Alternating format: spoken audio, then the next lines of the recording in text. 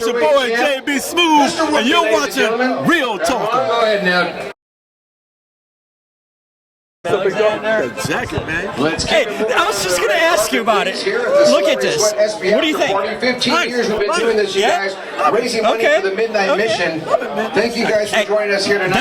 That is big praise from a man that's dressed this well. So I'll take that as a compliment. That's a big compliment, man. Take that. Thank you. Okay. I was, I went on a limb tonight, so we're doing good so far. Well, I was worried, that you might not have any energy, but damn, I think you brought it all. You've taken it all from everywhere. Show up half speed. You're gonna say what happened to JB? I don't know if Steve Harvey should be worried, man. You're taking over television everywhere. You're doing acting, comedy. You're all over, Commercials, a little bit of everything, man. What is it? Has there been a change in your life that kind of a spark that happened that really catapulted and shot up everything? How do you find yourself in all these places? I'm just really big on planting seeds, man. I'm really big on showing up early, staying late. I'm really in tune to directors and my fellow actors as far as making everybody look good on camera. I'm very in tune to that, so I'm almost anticipating someday being behind the camera because I'm very in tune to rhythm and beats and pacing yourself and putting as much energy as you can into everything one thing at a time, and that way you can apply your energy to it, your attention to it, one thing at a time, and things that don't happen in the immediate moment, you plant that seed, and that phone will ring a month later or 2 months later or maybe a year later. But the main thing is that you touch people, let them know you're going to show up for them when they need you. And everything just comes in a row sometimes, man. And, that's some hell of advice, like not only in the working industry, but in life too, Be there, be cool. Be conscious of your environment and just don't burn bridges, don't step on toes. It's kind of like playing baseball a little bit. I got a man on first, second, third, and I got a DH at the bat, you know what I mean? You got to get him home. Got to get him home, man. Sometimes you got to get him a single. Bring him home one at a time if you have to. You don't gotta get a home run all the time. That's when you mess up when you start trying to hit home runs all the time. Let's get on base. Get on base first, then go to second, then go to third. And wait around for that big hit to bring you home, baby. Yeah, and speaking of home, far away from home, is that where they can see you at? Spider-Man Far From Home is in theaters right now. Great movie, man. We shot this movie in Prague, Venice, London. Man, far from home, right? Very far from home. Got a chance to work around the world, man. So it was a really awesome process, man, to be a part of this Marvel universe, man. Yes. And I'm a guy that, I sat in the audience watching the last Avengers movie, and I told myself I would love to be in this Marvel universe, man. And I got blessed with being in a Audi commercial with Tom Holland, who played Spider-Man, and then a few months later. What's he like? He's amazing, man. He's awesome, man. Awesome young kid, man. I think, I'm not knocking any of the other Spider-Man, but he might be the best one, man. The kid has the energy. He's acrobatic. He's charming. He's a little bit of everything, man. And big up to him, man. Good kid, man. He's gonna do amazing things, man. Pun intended. There you go from here. And finally, I can't let you leave without some thoughts on the NBA, man. I mean, we've seen so much turnover in this league in the last 2 weeks. What do you take of it? I mean, the powerhouse seems to be in LA right here. New York and the Knicks struck out. Brooklyn set up for the future. What are you thinking here? I think this is. I think we can anticipate having possibly one of the best playoff seasons, regular season playoffs, going into the playoffs that I've seen in a long time. This is almost throwback to the heyday of basketball when I was growing up with the Bad Boys and Boston being amazing, the Bulls, and the Bulls being amazing, Lakers being amazing. I find that to be the most amazing thing for the NBA right now is people moving around, these guys moving around. It's going from the big threes to the big twos now. So I think it's more of a better argument now. I think the NBA should go back to the original format for the All-Star game, East versus West. But now there's parity. It's parity again in the NBA. It's good for the NBA. It's great for the fans. It's going to be an amazing season next year. And a year after that, when Durant gets better and he shows up on the Nets and goes to work, and we'll hope he's 100%. That's a hard injury to have. Hope he's 100%. Get those fans in Brooklyn, which is a borough of New York City. Although I am a Knicks fan, I do root for New York sports, but I'm a Knicks fan first. I appreciate y'all coming to Brooklyn. You damn Nets, but I'm a Knicks fan first. This is now a Clippers town, okay? Oh, we see that, yeah. Our way. Ladies and gentlemen, There you go. Jim Alexander here with Real Talker with Mr. Norman Nixon. ladies and gentlemen, get ready to walk the red carpet. Another big arrival. The UFC in the octagon, Mr. Bruce Buffer. Well, that's fun. Sorry there, Norm. That's okay. You've been through this stuff, right? Norm, this is a perfect time to ask you. The Lakers and Clippers, they're huge offseason moves. It's a power show, basically LA versus the rest of the league. Which duo and the supporting cast, because now it's going to come down to the supporting cast, you feel is stronger to last through the season and into the playoffs? Well, you look at the Clippers team, they did extremely well, and I don't think they didn't give up too many pieces to acquire the two guys they got. So if you look at it based on that, the Clippers group of talent coming back, in addition to these two guys, they should look the strongest on paper. But then you throw Anthony Davis in that mix. He's an incredible player, gets some big numbers, but he's been hurt the last couple of years. So we'll see. We'll see how the health thing. And same thing with LeBron. He's been a beast. He hasn't been injured all his career, but you've kind of seen now maybe the age slowly catch up, him catching some small little injuries. So you think this getting to the point in his career, being so many years in the league, going almost on 20 years, close. What do you think that's going to be for him now, for him to kind of pace himself and to prevent these injuries from happening? It would be great to have a guy like AD, if he's healthy, can get some big numbers and take a lot of pressure off. But people forget about Kuzma. Kuzma is a great player, and I like to see him continue to develop. I didn't think they needed to sign a third guy. I'm actually a little happy that Kawhi went to the Clippers, so it makes it even more exciting. So now we're going to have great basketball here. But as you said, LeBron's played a long time. I think the previous year he probably led the league in minutes. So last year he suffered a couple of little nagging injuries, so I'm sure he'll be back healthy. But the miles are the miles. He has a lot of miles on that body. Take those the away, miles right? are the miles, yeah. What do you think now of the league? I can't remember a season where there's been so much turnover and change. I mean, we had a league for the past decade that's been, in a sense, predictable. You had the powerhouse, the Celtics, the Heat with LeBron, and then it kind of shifted. And you had the Spurs days, but now it's so widespread. You have at least half dozen contenders that could come out to be in the finals. What do you think about the change that's happened this summer that's going to impact the league going forward? Well, it's very interesting the way these guys grew up playing AAU basketball, so they grew up playing ball together. And so that's why you see guys calling each other, trying to play together. It was a little different when I played. Yeah, tell me how different it was as opposed to when you were. AAU basketball, so we were more.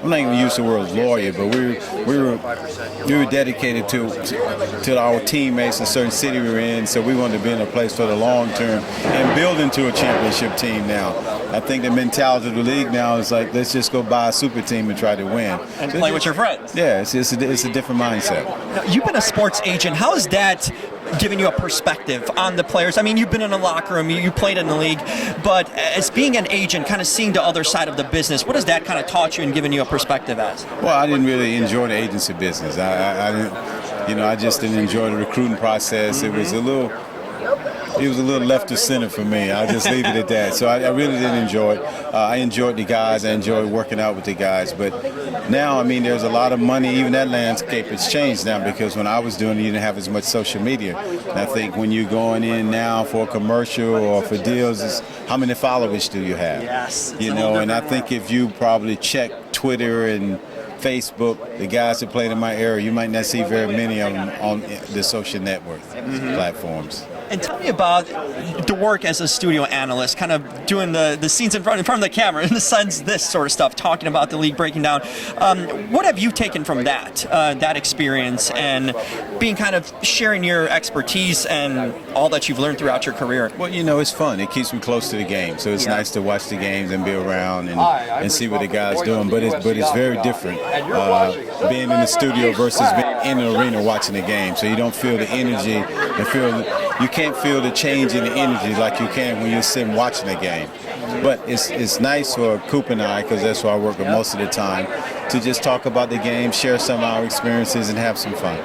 And we're gonna have fun this season for sure, and a lot of breakdowns, right? LA versus LA. Exactly. I'm looking forward to this game. Me too. Thank you, Curtis. I'm losing names already. Ballers. I mean, that show, I never imagined initially that it would last that many seasons, going on. It would catch such like a windfall, and it kept on going and going. Does it surprise you still that the show keeps on moving and creating new storylines, and there's still a hunger for it?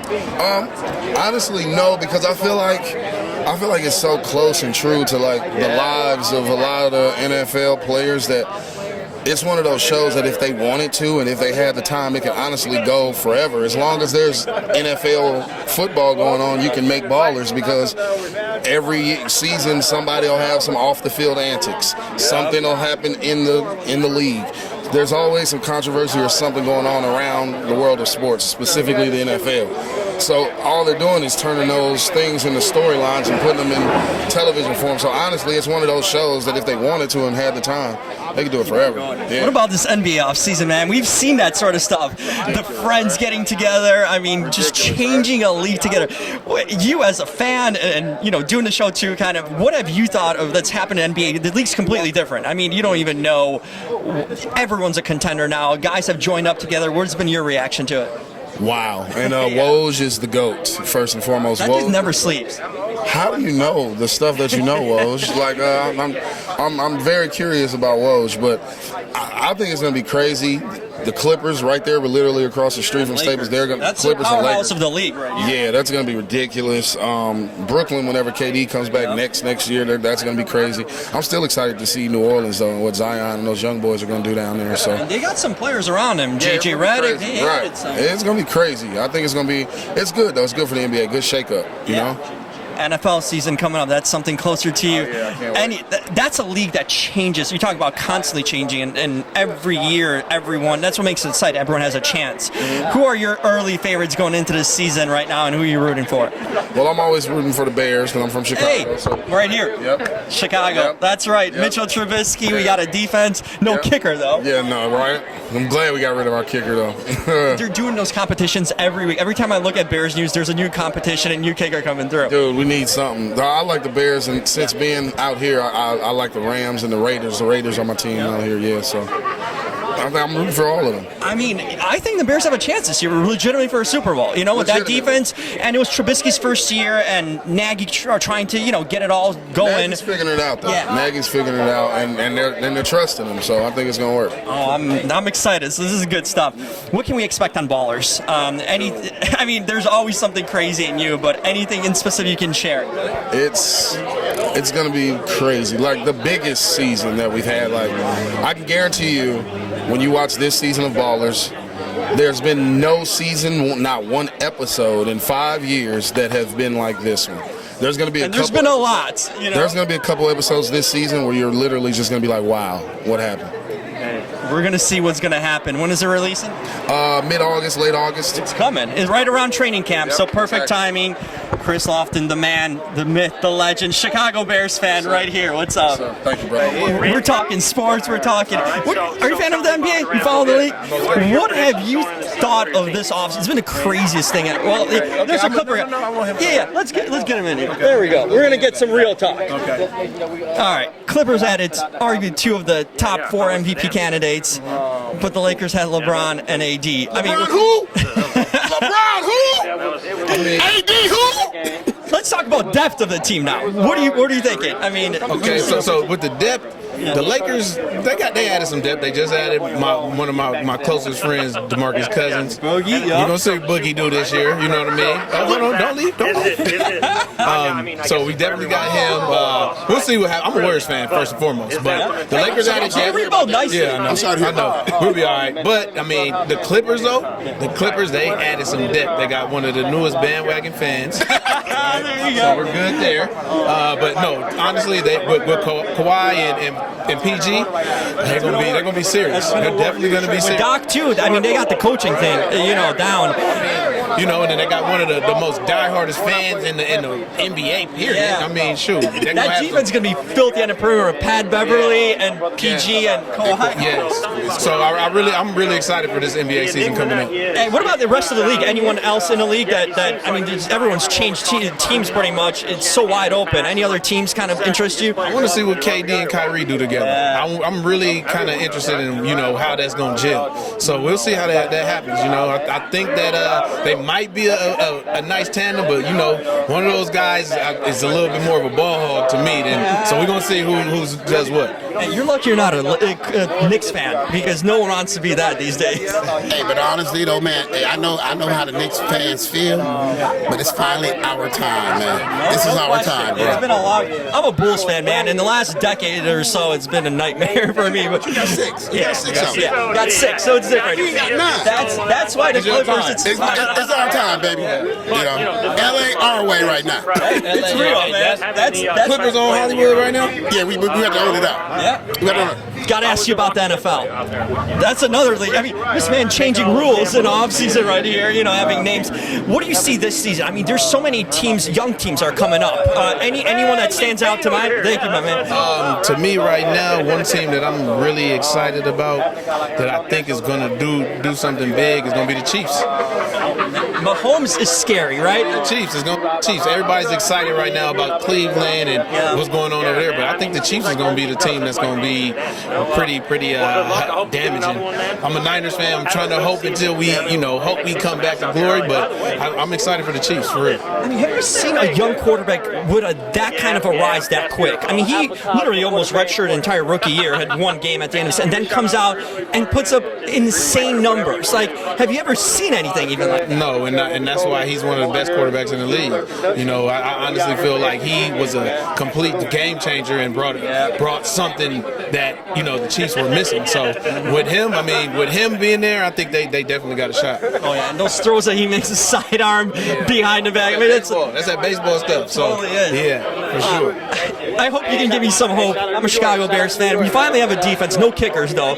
Guy can't. No. I mean, we know that what happened in Philadelphia. But when you look at a team like that, it's got a young quarterback in Trubisky. Where do you see them going? Finally, is there finally kind of hope for them? I mean, they had a big rise too. They just got to keep adding more playmakers around him. That's really it. Add the playmakers. I mean, we see what he did in college and everything like that. But I think they add some playmakers around him and really bring some guys to the table. Hold on defense like the years of Lance Briggs and Urlacher. I mean, they'll be fine. Yeah, they'll be fine. They'll be fine. So yeah. They have that great linebacker core again with Khalil, and you got Floyd. You got some guys, Trevathan. Yeah, and you know, Khalil, man, he came out there and was a man on a mission. So yeah, and you know, he's again one of those guys that played in the Bay Area where I'm from in Oakland.